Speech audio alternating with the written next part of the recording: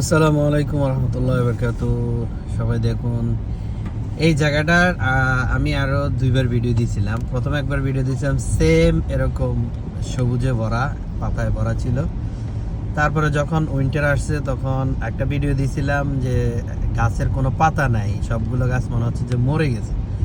দেখুন আজকে আবার সেই আরেকটা ভিডিও দিলাম, আবার নতুন করে সবগুলো গাছের মানে পাতা আসছে, সবগুলো গাছ এখন সতেজ। আর জায়গাটার দৃশ্যটা এত সুন্দর, ভিউটা সেই লাগে।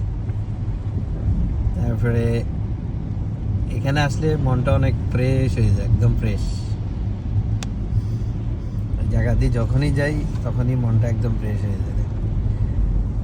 আর কি বলবো, আমেরিকাতে এত সুন্দর গাছপালা লাগানো আছে, একটু জায়গাও খালি নেই, ঘাস ঘাস দিয়ে ভরা।